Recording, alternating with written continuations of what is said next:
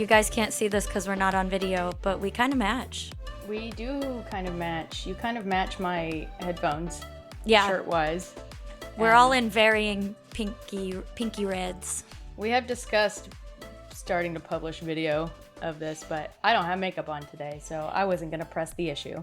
Yeah, the problem is we record looking like this. Well, I work from home, so there's and point. I did today, and I went to my apartment pool right before this, so my hair is chlorine and disgusting. Had a nice little dip, though. It was nice. Well, that does sound nice. I worked up until 15 minutes ago, so yeah. And I walked to my mailbox, and I'm sweaty now. But now yeah, I got sweaty just from taking my recycling out. Yeah, now we're in the potentially hot and angry phase of summer.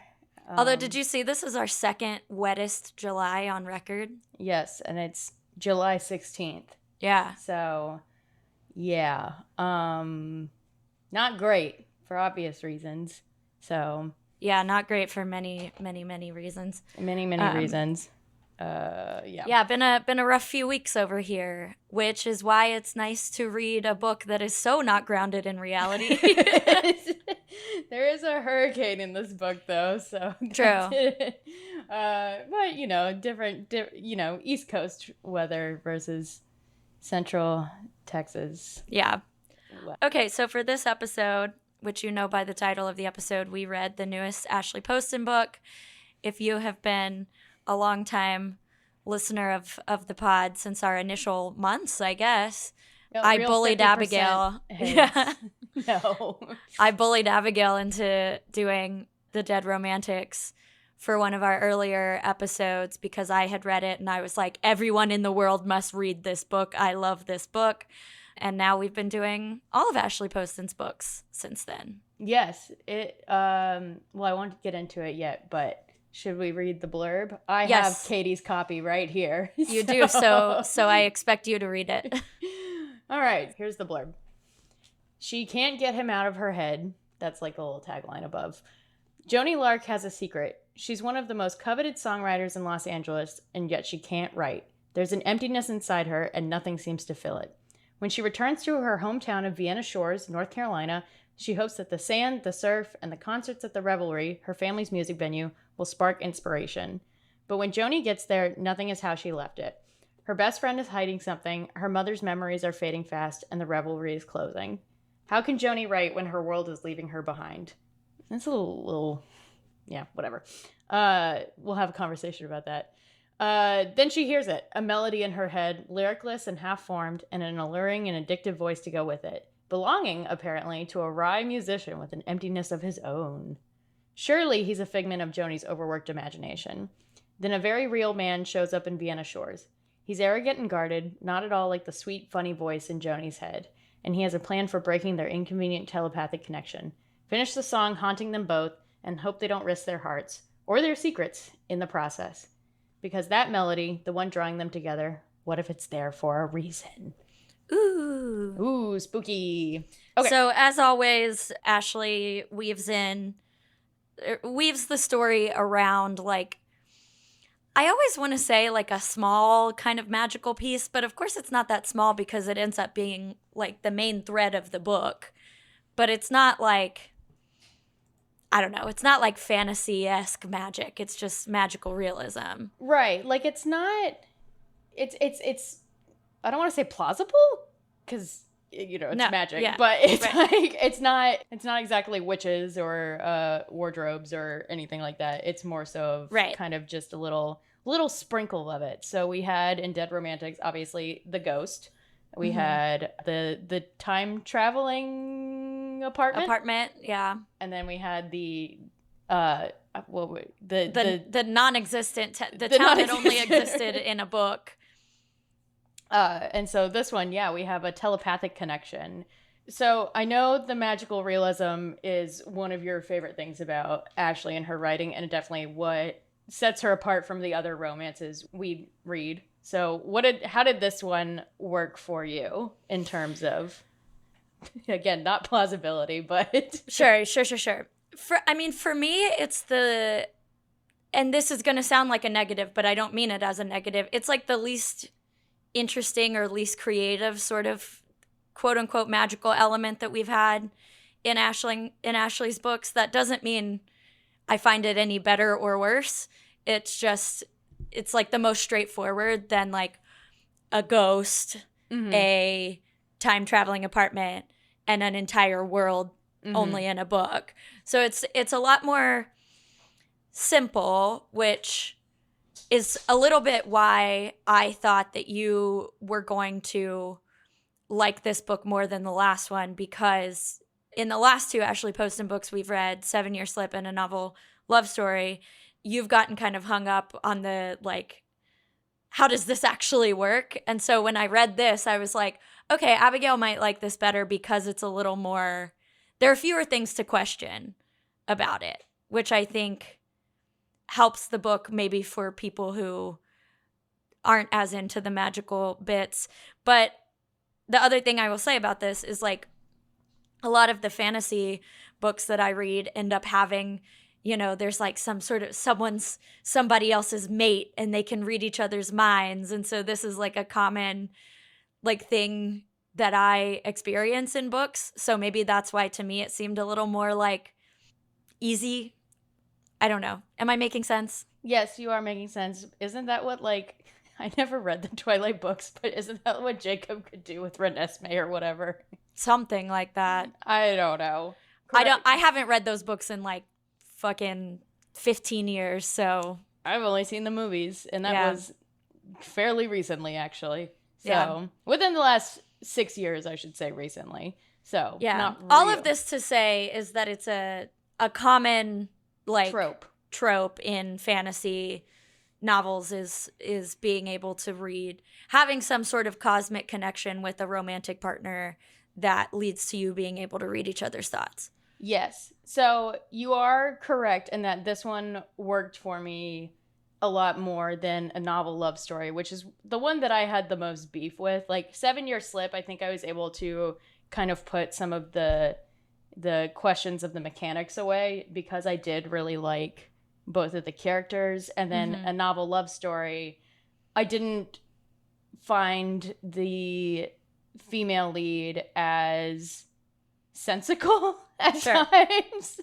So it kind of suspended my belief, which again is kind of a silly thing to say about a book with magical realism in it, but it felt like the middle to A Novel Love Story and 7 Year Slip, there weren't clear rules for how the magical realism worked. And Dead Romantics had, which I still think is the best one, had the strength of there being very clear defined rules in that Florence sees ghosts and she's the only one who can see Benji. So like that was the confines of the magical realism, where it got a little dicey in 7 Year Slip, and then in Novel Love Story, again, I will never kind of like get over the thing of like which I'm forgetting their names right now, so sorry. But the male lead revealing that he knew what was going on and her just being like, oh, okay. No questions whatsoever. And I think now, having read this book, kind of returning to the more simple kind of quote unquote magic that we started things with, like ghosts, straightforward, mind reading, straightforward. It feels a little more like you can focus on the characters and focus on the romance because there's not all of this like, wait, what going on about it. I completely agree, because I think that was one of the things with Novel Love Story was there were a lot of side characters and a lot of side plots. And again, the world building was so big because she was literally building a whole new town that I don't really like remember a whole lot of the romance between the two lead characters. And now, and I think 7 Year Slip had the benefit too of we met, what's his name? He's in this book. Clementine and Ewan. Yeah, we met. Or however you say his name. I forget what we determined. I always said Ewan in my head, like Ewok, but I don't think that's right. I'm sure we discovered it when we actually recorded the episode about it, but it's escaping me now. I remember us looking it up, but I don't remember what it was. Right. So sorry to this man, but we had the benefit of knowing him in two different timelines. So there was more of a focus. And in this one, between Sasha and Joni, it got a little bit more, again, the focus is on them because they have the connection. Right. However, I did have a big fear in the beginning that we were about to go down the route of a novel love story where they both discover their kind of brain connection. Mm-hmm. And he's like, well, call me. And she does. And then again, does not bother to ask him like who he is. Like, wouldn't that be your first question? And so I think one of the things that bothers me maybe is that it feels like Ashley is bending the rules of reality, obviously, and magical realism. That doesn't bother me. But it feels like she's bending the rules of logic to also fit into the magical realism where, sure, you know, you have characters who are suspending any, like, sense to kind of fit into this plot point. And luckily we didn't linger in that for too long. Like, they do kind of quickly meet up, but you know, when they do meet up, she kind of gets mad at him where she's like, well, you didn't tell me your real name. And he's like, well, I told you a nickname. That's what you wanted. And then she goes, oh, right. And so I was like, you can't be mad. You didn't ask this man who he is. Right. So anyway. Yeah, I do think Ashley Poston leans a little heavily on the, I think she could take a few extra pages to have our heroines question what's going happening on. Yeah. But maybe that's not as fun. Maybe she did have that and it dragged and some editor told her to take it out. You know, like, who knows how this process actually goes, right? But yeah, you mentioned this a little bit. One of the things that I love that Ashley does is the Ashley Poston Extended Universe. Oh, yes. Which we know Emily Henry also does and a few of our other Abby, faves. Yeah. Sarah a little bit. Right. Abby's is more like hers are billed as series, right? True. So it happens more purposefully, whereas these feel very like if you know, you know, which is always kind of fun. Like the Nadia cakes of it all. Yes, perhaps. The Nadia cakes of it all, yeah. So seeing former character like Benji showed up in a novel love story, Ewan, whatever, and Clementine show up like pretty significantly in this one. Yeah. Yeah, there's like a whole scene. It's not just like a brief mention. So did you see the other day I sent you that thing? Was that today or yesterday that I sent you the Emily Henry Extended Universe map that some girl had done? I saw it today, but I don't remember if I saw it just on the 50% feed or because you sent it to me. But either way, it fascinated me. And yeah, it was so interesting. Yes. So big. We'll repost it on stories so y'all can see it. Yeah, because it was a great reminder of like, oh yeah, these are things like interconnected. And yeah, really cool. some woman did like a deep dive into like all the different. I don't know. She was some woman. I don't know. I'm trying to not say some girl. I try to not infantilize. I know, that's why I really leaned grown women on the internet. I really leaned into saying gal in that same way of like, you know, sometimes it feels I guess that's formal better to say woman. Well, this gal on the internet did like essentially like a deep dive into all of Emily Henry's books to find all of the mentions of any other potential character, and there were a lot that I had not caught. Yeah, I had not caught when working above Freeman's books in New York. Me neither. And I hadn't caught we did catch the kayakers. We did catch that. You caught that. Maybe. Or somebody else caught it for me, I think. Because these are the things that kind of slip over my head, and then I look back and I'm like, I'm stupid. Like, Benji appearing in a novel love story. And that one I couldn't believe that you didn't catch because they literally say his name. I know. Well, I'm not as good. I feel like it's the names that like delete from my head at the end of the book, which is funny because oftentimes my memory is annoyingly very good. And then the names is just like, oh, nope, done with that book. He can go away now. So. They do disappear from my head pretty regularly, but Benji, for one thing, I've read The Dead Romantics like 4 times. So that one's never going to, like, it's stuck in my brain. Sure. Also, Benji is kind of a unique name, so when the names are pretty unique, they do tend to stick. Yes, yes, you are correct. I should have got it, but I did not. That was really fun. Yeah. You know, I just love to have a win on you in terms of remembering things. It happens so rarely. That's fair. I don't blame you at all. That's totally fine. So, what were we talking about? Oh, This was we veered way off off topic, but this was our thoughts on the telepathy connection. Yes. Okay. So the telepathy connection between Sasha or Sebastian, whatever you want to call him, and Joni starts with like their meet. What's the opposite of a meet cute? A meet barf. A meet. Yeah. Meet thumbs down. Meet hate. Meet hate. hate cute. Hate cute. Ooh, hate that's cute good. is pretty good. Hate cute is good. Yeah. For an enemies to lovers. Yeah, and this is kind of an enemies to lovers, like a very light enemies in a way. Yeah, we need a different word for an enemies to lovers. That's just they just annoy the fuck out of each other. To lovers, you know, because there are a few proper enemies to lovers, like in like fantasy novels and stuff. Right. But like, this is not. They aren't enemies. They just don't like each other. Right. And it's not even him who doesn't like her. It's just her who doesn't like him. Right. Because he's like a little douchey and annoying. Yeah. But like overall, mostly fine. She just doesn't like the guy. Yeah, which is fine. But I did really like that this book opened up in LA at like explaining Joni's kind of success with the song that she wrote for Willa Gray. Her being at the show and meeting Sebastian Sasha, who I did not reread the blurb for this book before I started it.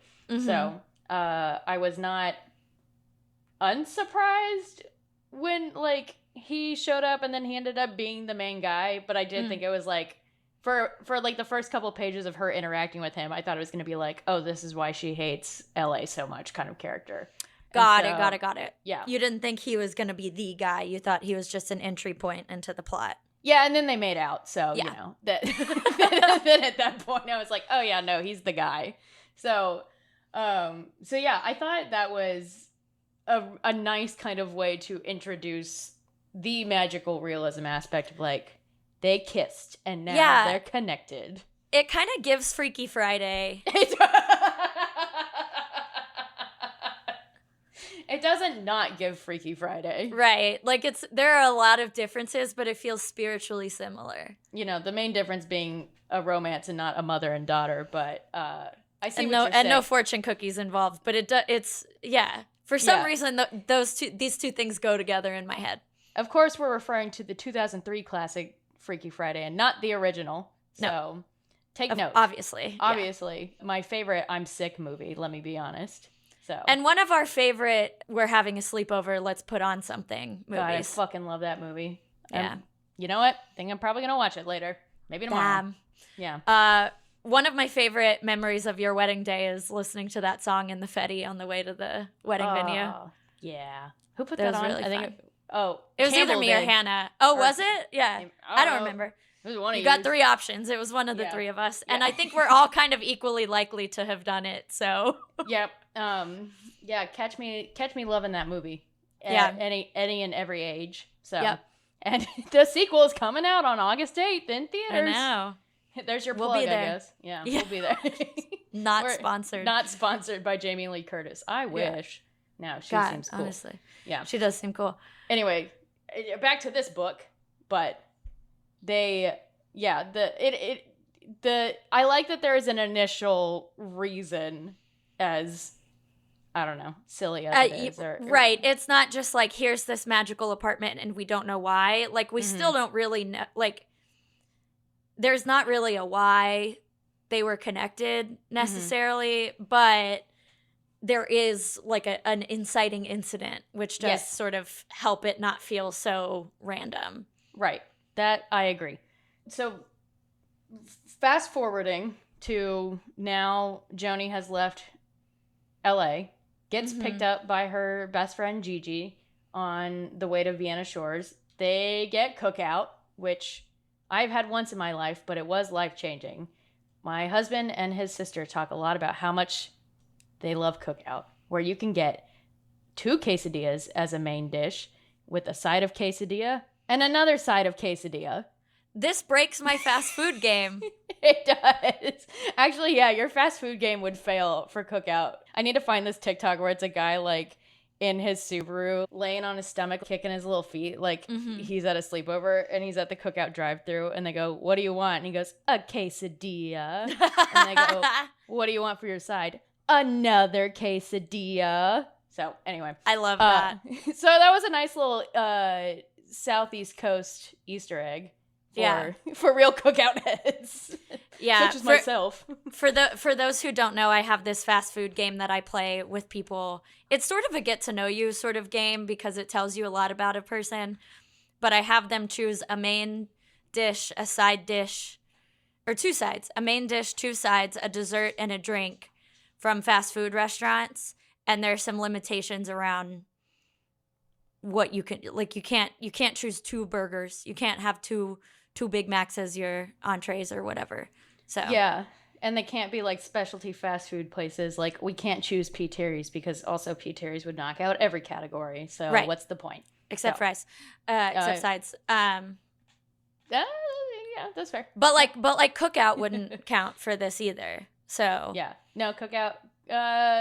It depends on how many states. Yeah, no, it's gotta be. It can't be regional in any capacity. Like even Whataburger doesn't count. It's gotta be. You're right.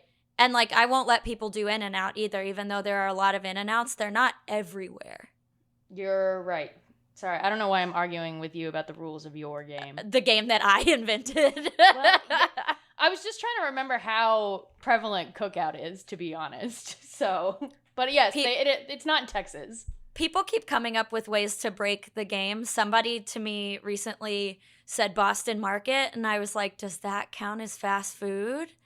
And they argued for it, and they convinced me, but I was like, but it doesn't even exist anymore. They all closed. They all closed? I think so.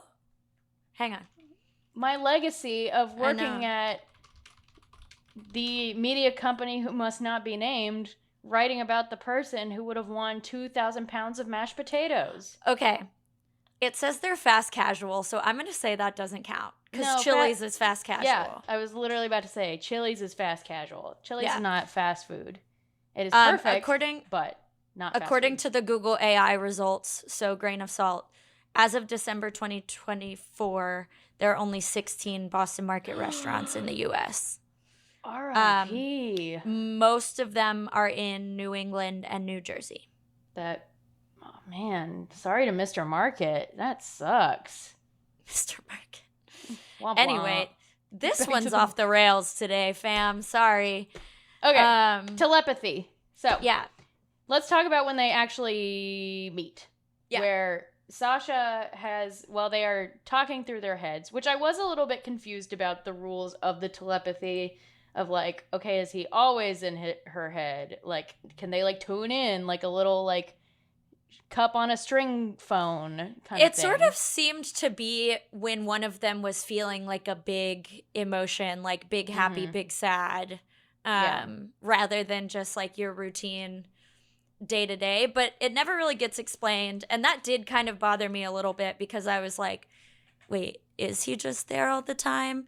But then I started noticing a pattern that it seemed to be when one of them was like having a strong emotion. Yeah, this is kind of what I'm talking about, where it's like the logic, the rules of the magical realism go out the window when it's convenient. But yeah, whatever, it's fine. I've already discussed it. We will move on. And so I think one more thing on that, and then we will actually move on. I think the other thing that works in the favor of the telepathy is that in this book, as opposed to the other three books, neither of them know what's going on. So we're in the dark with them, which makes it feel a little less frustrating, in my opinion. Because I think, the characters can't explain it to us because they also don't know how it works. That's fair. All right, cool. So, okay, that is truly my last thought on it. Truly last thought on the logic of telepathy in this fictional romance. So, what finally spurs them to re-meet is Sasha being like, well, you know what? We're both hearing this melody. Maybe we just need to, like, finish the song. And I'm going to come to you. I already know where you live from your area code. He already knows her name at this point because she said, like, Joni. She's also said that she's a songwriter. He met her. Right. And so, and then there's also, one of the notes I sent you was, Joni is the, like, least aware person there is. Like, she's tuned into his thoughts while she's on Marge, the Margarita barge, with her mother, which I want to discuss at length, but can't right this second because I have a point to make. While she's on Marge with her mother, she's tuned into Sasha's thoughts, and he's like, I can't believe he's retiring now, yada, yada, yada. And then literally, like, 3 pages later, Uncle Ricky is like, did you hear about Roman Fell? And she's like, oh, it was so silly. Even though she knows right, the guy in her head is a musician. Right. Whatever. But anyway, so Sebastian comes to Vienna Shores, and I also got worried that she was going to kick him out of the revelry when he finds himself there. And she's like, yeah. This is also where I was like, you dumbass. Of course it's him. Right. Like, obviously. Like, how did you not figure this out? Yeah. Like, what do you mean you don't know? Okay. But this is true of, like, any sort. This happens in any You've Got Mail adjacent plot line where That's every fair. single time I'm like, how the fuck did you guys not figure out that it was each other? You know? So I can't pick that bone with Ashley because all of the authors who do the sort of You've Got Mail inspired retellings, which this sort of is. I hadn't thought about that. In a strange way. It's not. It's not. That happens every time where I'm just like, you dumbasses. Yeah. But he shows up and she almost kicks him out, and then she's like, no way, it's you. And he's like, well, yeah, sorry, but here I am. Yeah. And then he kind of like slowly, warmly worms his way into her life in their quest to finish this song. And I feel like it doesn't take her that long to also be like, oh, he's not so bad. He's actually they warm up quickly to each other, and they fall into this sort of creative partnership relatively quickly. Should we talk about Marge now? Yes, we can talk about Marge. I don't have much to say except I desperately wish Marge was real, and I would like to be a Marge captain in my next life or my later life or whatever.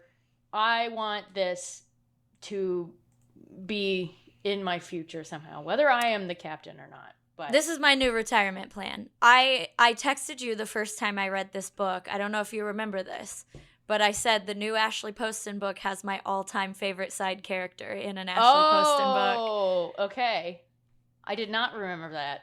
But I didn't remember until I just told you. Let me see if I can find it in our text. Oh, yep. I sent this text on May 20th. Wow. New favorite Ashley I said, alert, alert. New favorite Ashley Poston side character unlocked. I can't wait for you to meet him. And you just said, eyes emoji. And I said, you'll know exactly who it is the second he's introduced in the book, which would have been true had you remembered that we had this conversation. Yeah, had I remembered this conversation, which if it was in the middle of the workday, there is absolutely no way I was going to remember it. Possible. Yeah.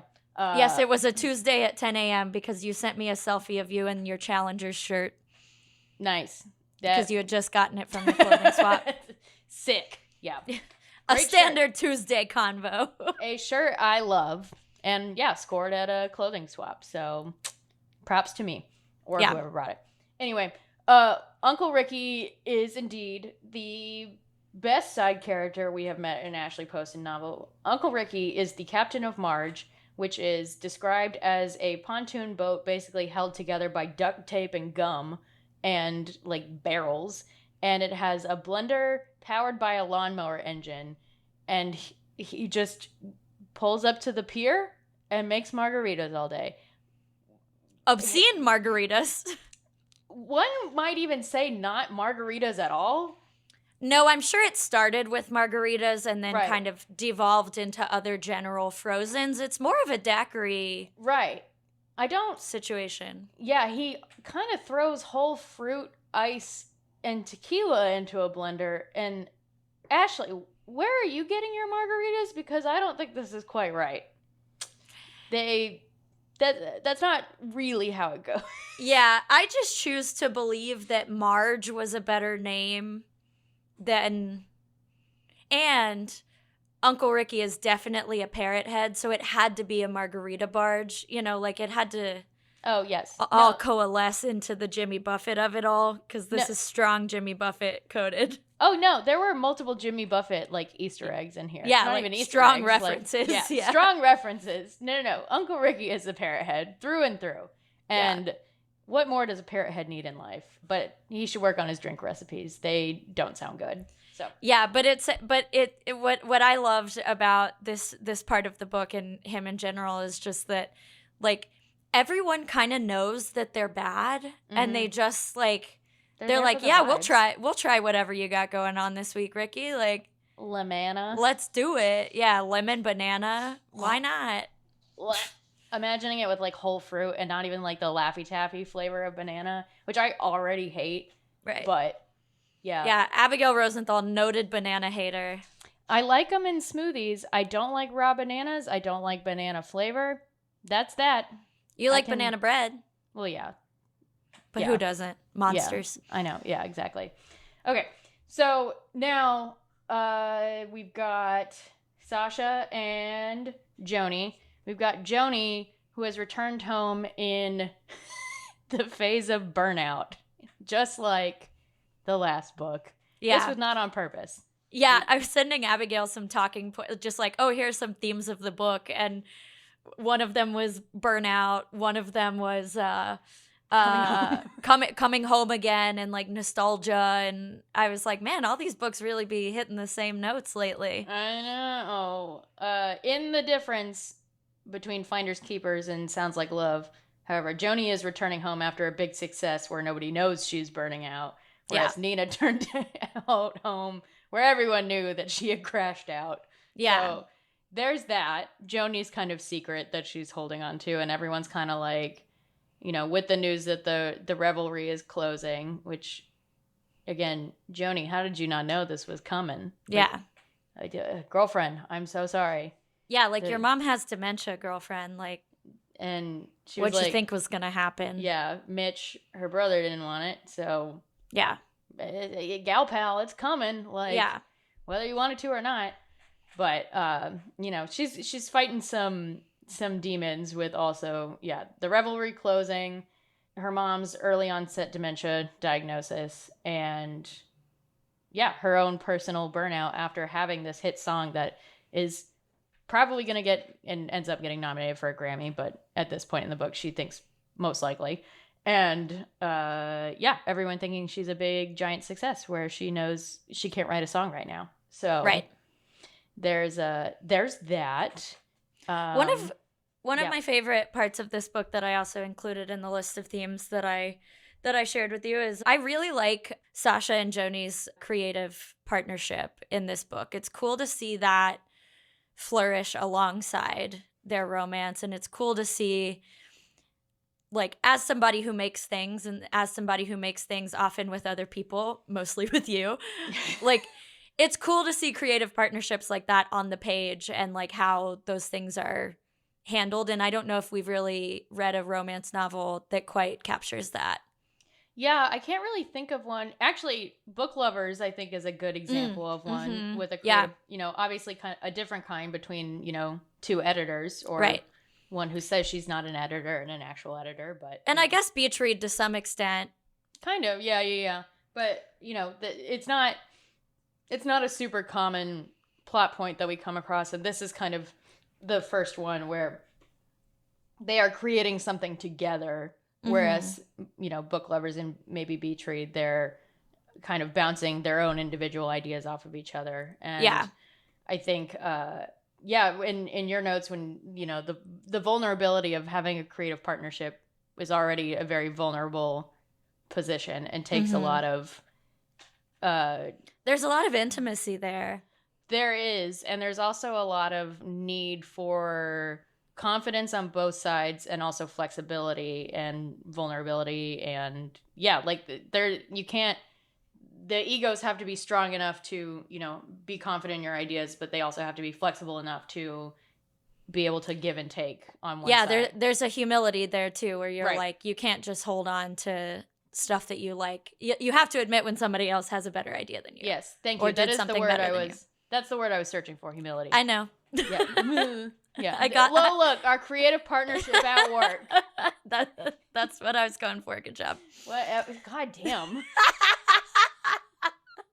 I was trying to do like a really meta joke. I get it now. At my expense. I was setting it up for you. You're welcome. Sure. Yeah. That's how good our creative partnership is you just know when I want to make a joke. So you underhand it, toss it up to me, softball it to me. Uh-huh. And I just knock it. Even when it makes me look stupid.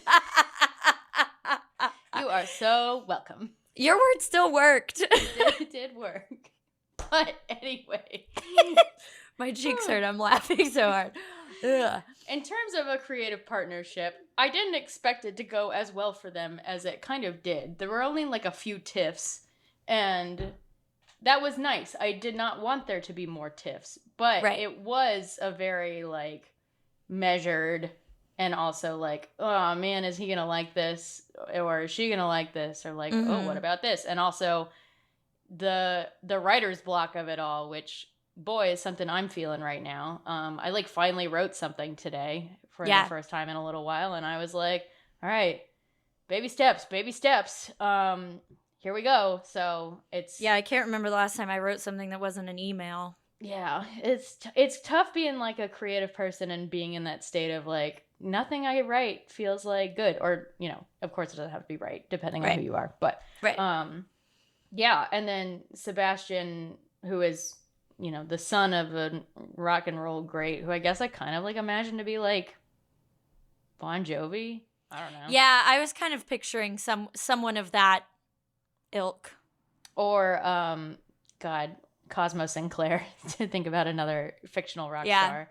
But a more douchebaggy one, because Cosmo Sinclair in Great Big Beautiful Life actually was a nice man. Yes. And Roman Fell is not so much. So no. Well, we don't really see him.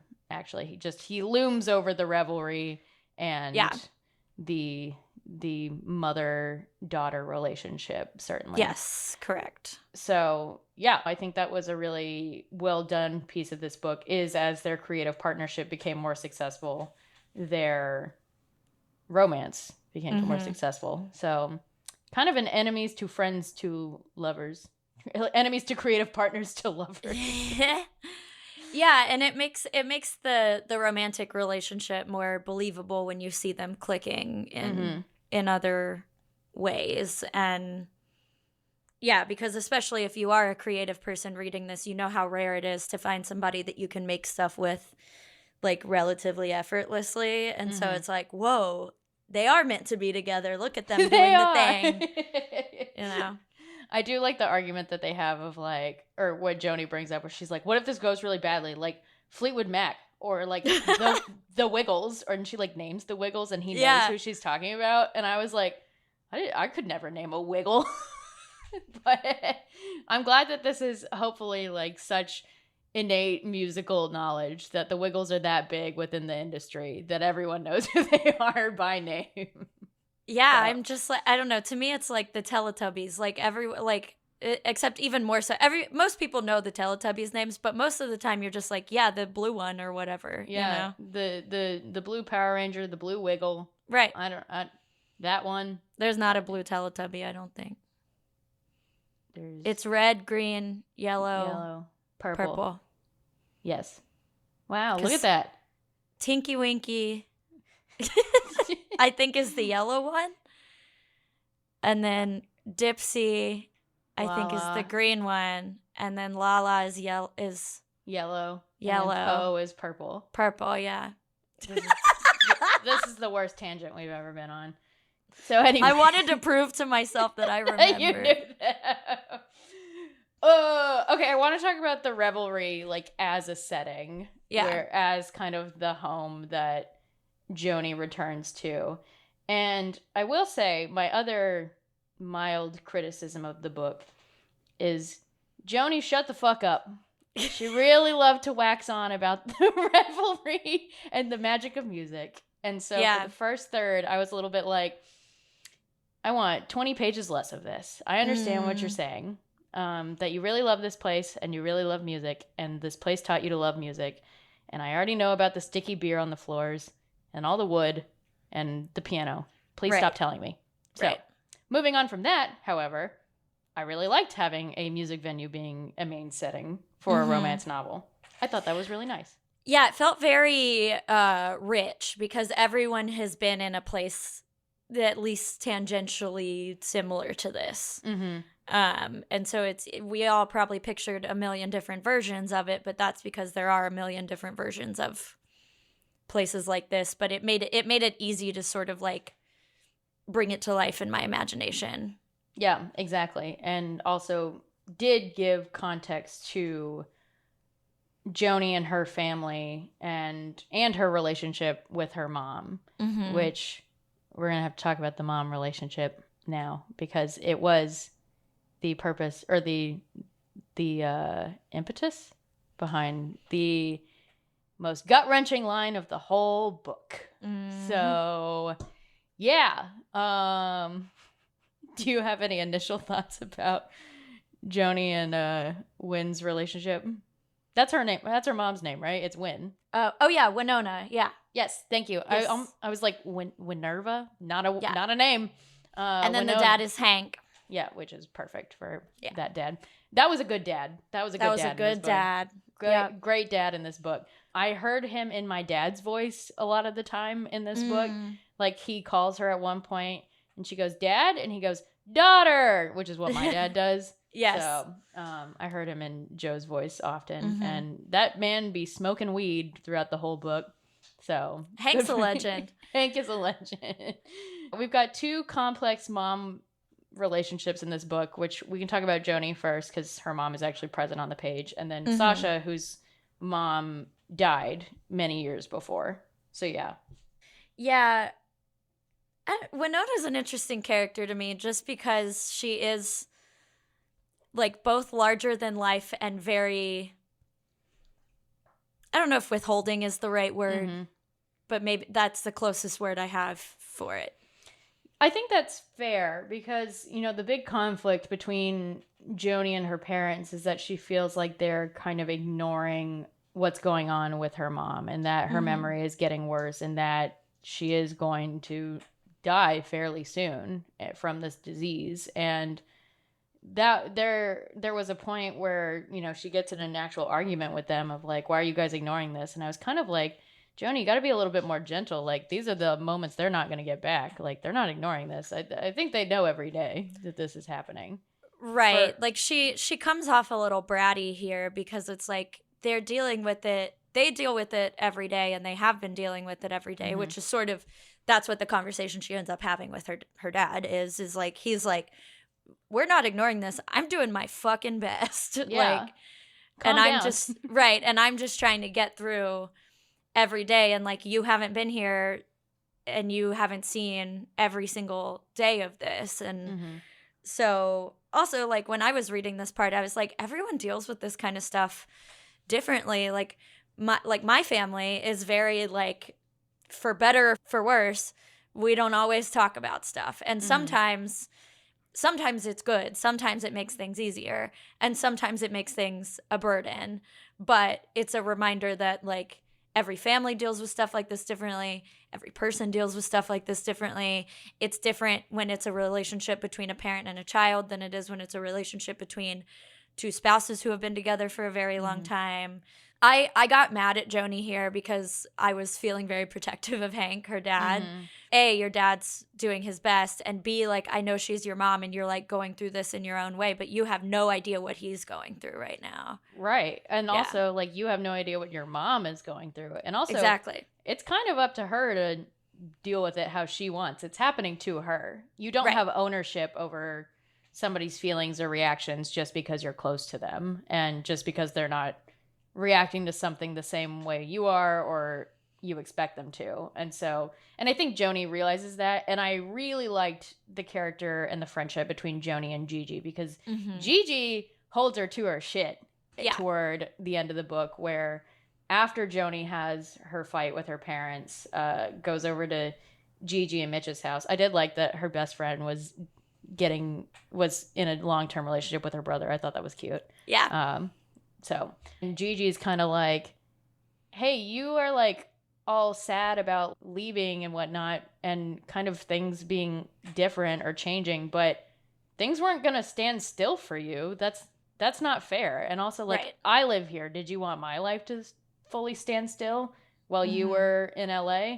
And Gigi's right. Gigi is completely right. And Joni doesn't really like hearing it, which is, like, fair. But also is kind of like a little bit of a general wake-up call. And also kind of a point that in these books where people return home and kind of feel sad about things looking different, like that is not the point that always comes up, is that, like, no, not everything stands still just because you want it to, or just because you're feeling nostalgic. Like, sorry, man, like I also go back to my hometown and feel sad that my favorite coffee shop is different. But, It's just what happens. It's just what happens. Yeah. So, but there is I didn't know if this book was going to make me cry, and it kind of didn't make me cry, but it does have my favorite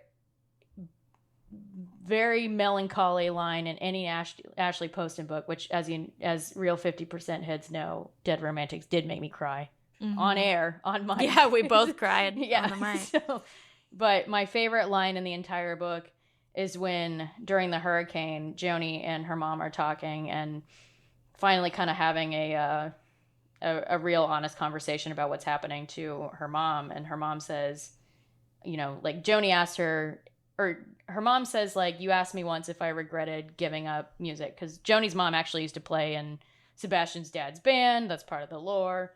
And then she stayed behind to run the revelry with Hank. And she says something like, you asked me if I regret it once, and, like, yeah, of course I regret it. And then she says, how do I forgive my past self for all the future selves I didn't become? I don't know. So, fuck me, man. Big fucking ouch. And I think that's a sobering thought for anyone at, like, any age. And I think, I'm in my late 20s, Katie's in her early 30s, and I assume there are, God willing, there are more versions of us to come, good and bad. But also there's the hopeful version of that, of, like, us being much younger than, like, when in this book, and, like, yeah, hopefully there are a lot more versions to come, and we can kind of decide what that is. But also the sobering thought of, like, it doesn't really matter, like, what you accomplish at the end of the day. There is always going to be some sort of, like, what if, where Winona in the book talks about and says something like, I love my life here, and, like, I love what I've done, but yeah, of course I wonder, like, if I had done something else. And, like, I have thoughts like that too. Like, I don't know, what if I did do something else, and, like, would I have been more successful in this or whatever? And, like, there is a time it doesn't matter. You're always gonna want to know. Well, and it's not a useful train of thought, because there's just as much chance that your life could have been better in some other scenario as there is that your life could have been worse in that other scenario. Yes. And, like, for all you know, you chose the right thing. For all any of us know, we chose the right thing. Or maybe the wrong, I don't know. I don't think there is a wrong thing. I think is what I'm saying here is, like, there are a million other ways that our lives could have gone that would have been way worse. And there are a million other ways that our lives could have gone that might have been way better. And that changes nothing about my current life. This version I'm in is weird, but I'm not in a ditch doing drugs. So, Abigail's favorite thing to say to gauge her level of I'm not doing heroin. How in a well ditch, she's doing, yeah. Which I have never done. So, like, it's really not a very helpful gauge. It's not, which is why it's so funny every time you say it. Like, when we had this conversation last week, and Monica was like, but you were never going to be doing heroin in a ditch. And we were all like, yeah. I know. Like, Katey. But we know what you mean by that. I had an intervention given to me last week a little bit. So, yeah. After I was crashing out. Hey, we dug you out of it. It was necessary. Yeah, I got out of it. Sometimes we got to just jump down in the hole with you and be like, hey, you want to maybe, you want to get out of here? No. It's not really good. None of us are really having fun down here, actually. So we could just, I didn't ask you to come in the hole. We could just drink our painkillers and get on out of this bitch. Yeah. That was nice, yeah. Yeah, that was nice. But, so, yeah, that is the Ashley Poston that I love, is the ability to write about, you know, different kinds of grief and sadness and put them into very simple terms in a way that just like, hey, like, rip my heart out, why don't you? And send me into a mini existential crisis. She also does like really layered, complex family relationships so well. And that's one of both of our favorite things about the Dead Romantics was the family dynamic. And it was complicated and they were fighting at times, but they really, really loved each other the entire time. And I think this book mirrors the Dead Romantics in a lot of ways for me in terms of like overarching themes. I think that's fair. Yeah, you know, like in Novel Love Story, I don't remember kind of what loss she's dealing with. Was she going through a breakup, maybe? She, in a Novel Love Story, she had her book club that she was supposed to be going on that like cabin retreat with, and they all bailed for different reasons. Yes. And so she decided to go by herself. So she was, there might have been another thing, but that was the big impetus for why she ended up on that trip alone and why she was being kind of melodramatic. The loss was also because that series ended with the author's death. And there was no forthcoming novel, so it just kind of ended. That's what it was. Okay. And but then in, you know, Dead Romantics, there's the death of the dad, and then in 7 Year Slip, it's her aunt. Yeah, and it's kind of lingering grief for her. So yeah, this is oof, yeah, it's like Dead Romantics is like active grief. 7 Year Slip is like lingering grief. This is like pre-grief before. Yeah. And a Novel Love Story is a different kind of grief that's not death, but something else. Yeah. Well, death, but not of someone close to you. Yeah. Right. Yeah. And yeah. So yeah, maybe that is also where Ashley's bigger strengths lies, like grief within a family dynamic, where Novel Love Story maybe didn't have as much of that versus the other 3 books, which I think are stronger. So, so yeah. And then we've got Sasha, who... so they finish the song and they bang, of course. And the way as they get closer romantically, the more the song is fleshed out in their heads. The other crazy note I had that I wrote down is, as they're kind of hanging out in Sasha's rental house after they've slept together the first time, I think, maybe the second time, I don't know. They kind of hole up for 3 days and bang and write a song. She's laying on his chest and listening to his heartbeat, and she goes, yes, 95 beats per minute. And I was like, girlfriend, get him to a hospital. If he's asleep and his heart rate is 95 beats per minute, that's like, not okay. That's like a walking heart rate. Like, I don't have my watch on right now, but my heart rate is certainly floating somewhere between 60 and 70 right now. Let me check mine right now, because my resting heart rate, which I'm kind of proud of because I didn't think that would ever happen, is below 60. My cardio health is pretty good. Hold on. 7 minutes ago, my heart rate was 74 beats per minute. And I'm awake and talking. Oh, right now it's 87. So a little closer. But again, maybe I just got a little bit worked up about Sasha's cardiac health because we're like loudly talking to each other. We're gesturing with our hands, like hospital.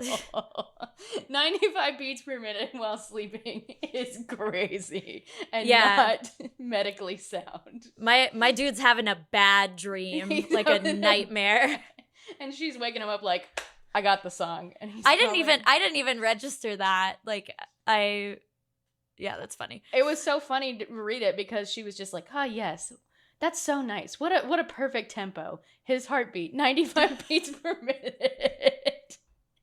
And that man is in like sleep paralysis, like full nightmare. He's fighting his sleep paralysis demons. Yeah. He and the Hat Man are hanging out. Yeah.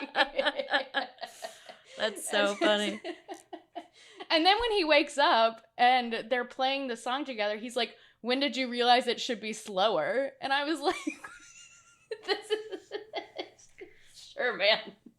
Go to the hospital. I hope you're okay. But anyway, so they finish the song. They kind of get in a fight right after finishing the song because they both kind of panic because her manager calls. He's like, wait, I don't know if I want to like co-write the song. They name the song and the connection is gone. Yeah. And then a hurricane hits and she sends him away during a hurricane.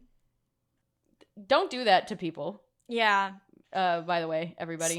Stupid of him to leave too. Like if it were me, I would be like, no, bitch, I don't care if you don't want to talk to me. I'm staying. Like, I gotta. What do you mean? I'm not gonna risk my life for you. Also, like, so there's another. Sorry, dropped thread a little bit. The driver comes to pick him up. Later, Sasha goes to the revelry and meets up with everybody there. Where's the driver? They didn't hopefully let he's okay. They pushed him into the ocean. They didn't give a shit.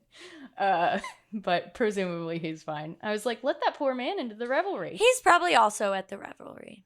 They did not note him walking in there. They made him sit in the car. Wait for me out here in case I gotta go again. In case I come back. What's that meme of the dog sitting in the car? Don't worry, the AC is on. This AC is on. He's listening to his favorite music. That's him. That's Sasha's so driver. Funny. Yeah. Anyway, so he gets to the revelry. They play their song. Oh, no. They hear Joni's mom playing this little melody, and they're like, hey, what the hell is that? And Wynn is like, oh, me and my friend on the tour, we would just make this little ditty, and we wanted to make it a real song, and it just, like, never happened. And then she says her friend's name, which is, like, come up a little bit through the book. Yeah. Which also I was like, Joni, you fucking idiot. Why didn't you ever ask her name? Yeah, like, piece it together, girl. Piece it together, because Joni's mom and Sebastian's moms both played with Roman Fell's band. Sorry, I'm getting my names confused. And they do note that, like, he had a lot of bandmates over the year. But, like, don't you think that maybe you would have, like, double-checked? Yeah, just be like, hey, did you guys know each other? Yeah. Like, oh, I know there were a lot of them, but... That's all it would... But, That's all it would require. Yeah. Especially, considering Sasha and Joni are around the same age. Yeah.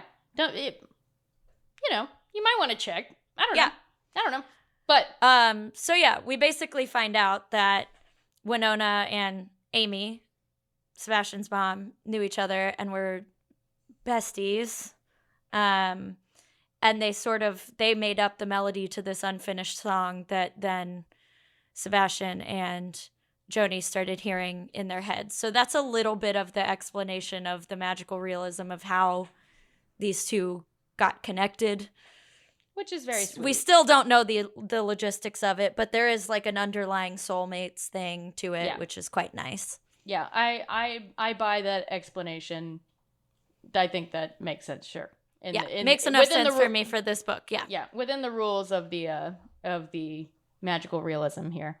Yeah, so, I mean, I just finished reading a book about vampires, so I'm not going to bitch about... soulmates with songs in their heads. Yeah. So, that's fair. So, they perform the song while the hurricane's going, and then Gigi admits that, hey, I think I would like to move to LA and try to be a singer. And Gigi, decides to do it with Mitch, who doesn't want to run the revelry. And at the same time, Joni's kind of like, I don't really want to go back to LA. I don't really like it there. I think I want to stay here. Yep. And they give the song to Gigi, and it becomes a hit. And they both she moves back home and gets to spend the last couple years with her mom before she passes. And Sasha / Sebastian also eventually moves there and starts like playing secret shows at the revelry. Yeah, so, it's really cute. It's really cute. I liked the ending of this. I did too. I thought it was really cute. And I liked that he didn't move back like immediately. I liked that he sort of did his thing for like a sec and then he sort of split his time for a while. He becomes like a producer. Yeah. And he had been hinting or saying that he wanted to make a comeback. Oh yeah, because we didn't mention he was in a boy band. Yeah. He was like a One Direction guy. Who was the bad boy of One Direction? Was it Zayn? Probably Zayn. Probably? Okay. Yeah. That's more your era than mine. Yeah, I wasn't a directioner. Yeah. So, but Zane feels like he was the first one to leave, so maybe that's why I think so. Yeah, I don't know. Directioners, correct us if we're wrong, please. Yeah, but please. But nicely. But nicely. I don't think I don't think you guys are crazy anymore, but y'all were at one point. Yeah. Unfortunately. Yeah, we mean no harm. Yeah. We went to a Harry Styles show. It was awesome. Yeah, we come in peace. We come in peace. But yeah, he was the bad boy of his boy band, which I think was like Renegade or something kind of like that. Anyway, yeah, something like that. Yeah, so he's like wanting to make a return to music, and he becomes a producer instead of like actually being a singer. And from what it seems, Joni keeps writing songs. Okay. So overall thoughts in where I think we've already gotten here, but I know Ashley never lost you, but has she fully gotten you back? I would say yes. Yes. I will never not read one. I guess I for should sure. say. Yeah. Like, yeah, to your point, she never fully lost me. I think I just like really didn't like vibe with a novel love story as much as I kind of expected to. And so, and it's kind of the, I don't know if it's kind of the curse is not the right word, but like when you really come out with a banger first swing of Dead Romantics, which, what is it where they say that like musicians, sophomore slump.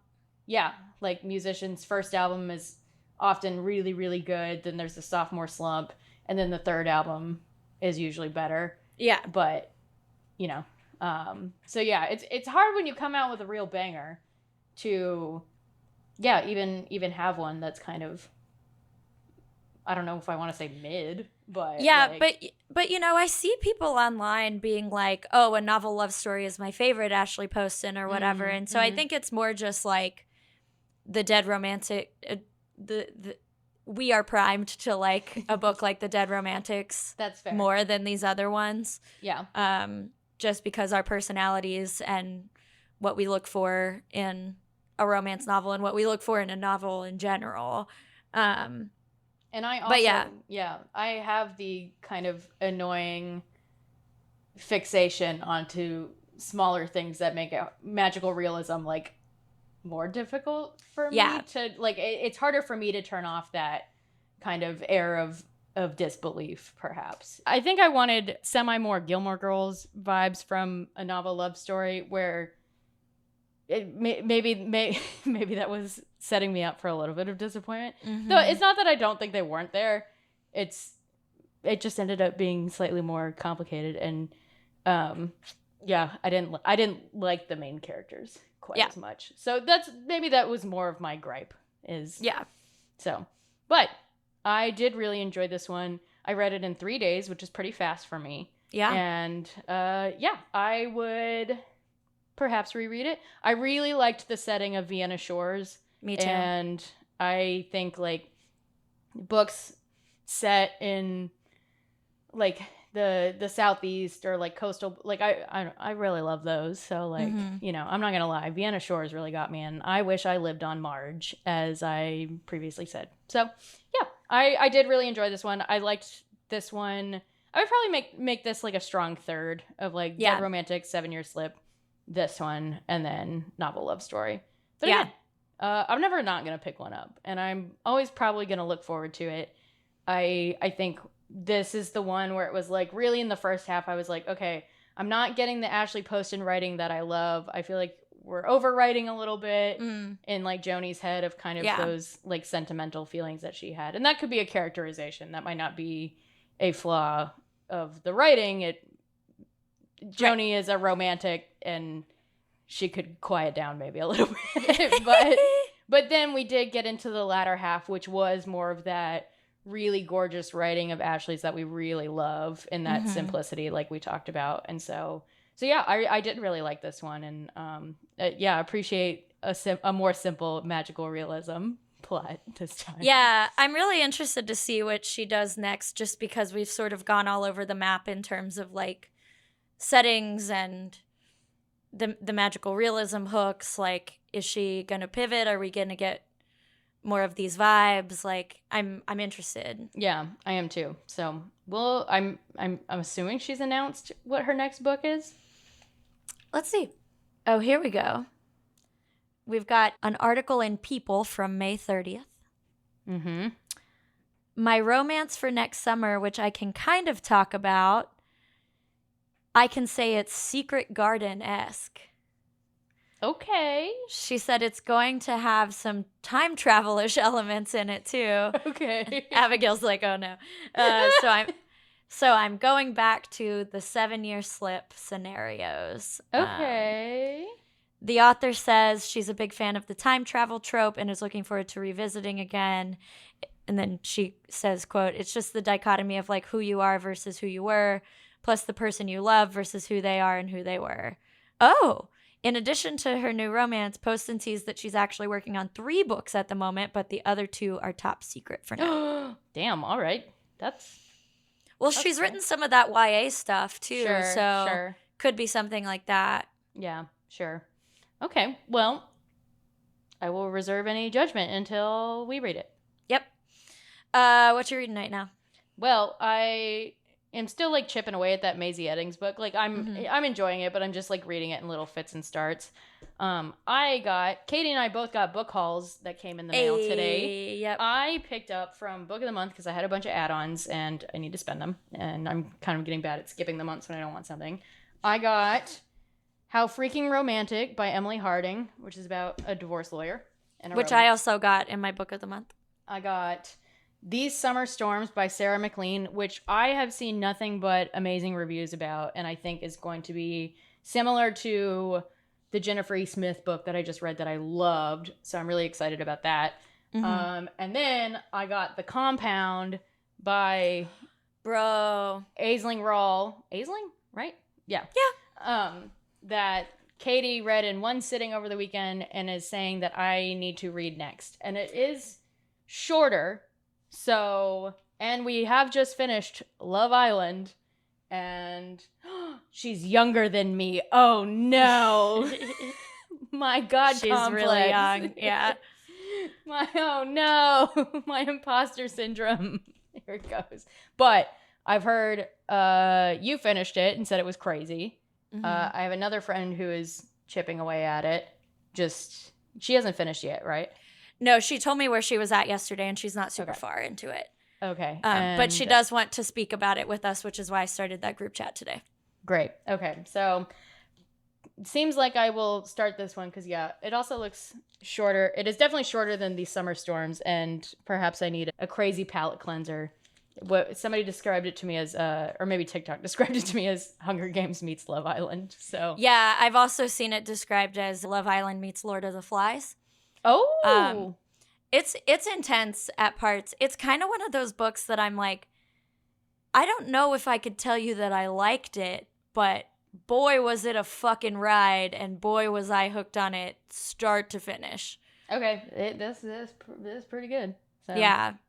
Which I guess makes it, I guess I would say that I liked it. I would probably, when I review it, I'll probably give it like a good, on Storygraph, a good 3.75 stars. On Goodreads, probably a 4. It does, it does feel like completing Love Island this summer, where it's like, did I enjoy it?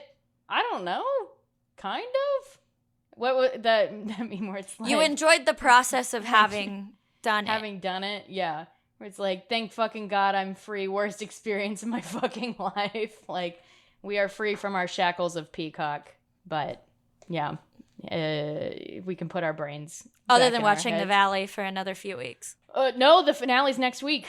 So it is next week. You're right. Mm-hmm. I thought we had 2 weeks, but you're right. Nope, we're almost done. Also, damn. What the fuck are we gonna do? Somebody put out some more reality trash. We'll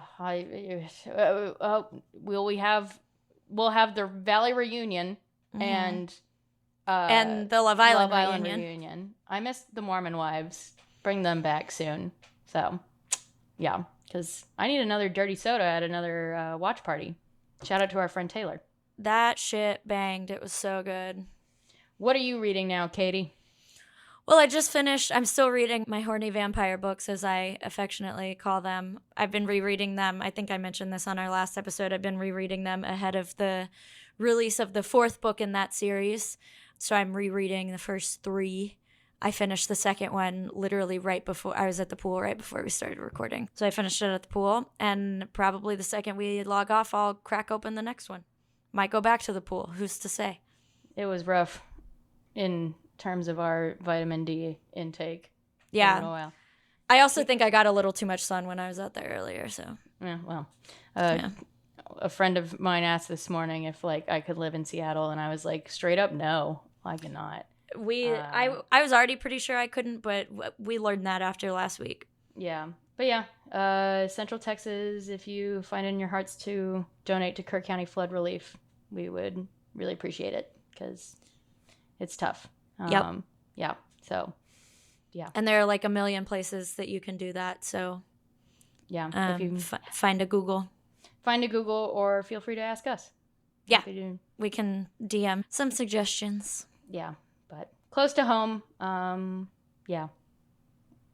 Yeah. Nothing good to say about it. Yeah. So, not at all. Nope. We'll be back. But we actually don't know. Have we decided what book we're doing next? I don't think we have. So I don't think we have either. So we will share. And as always, if you have ideas or suggestions, I think we've got a couple more solid summer reads left in us if we really want to. Yeah, we've got end of July, because this will come out on the 17th. So. Yeah, so we've got end of July, and we've got 2 in August. So we could do 3 summer romances if the people want it. Yeah, or if you just want to hear us yap about something too, that's fine too. Give us a question. Teletubbies? I think I ran out of my Teletubbies knowledge already. I don't know how much longer. Does the baby and the sun have a name? The sun? I don't know. I don't know. I feel a little crazy. Like I said, I think I got a little too much sun. Got a little roasted out there. Fair enough. Yeah. All right. Well, all right. We'll see y'all next time.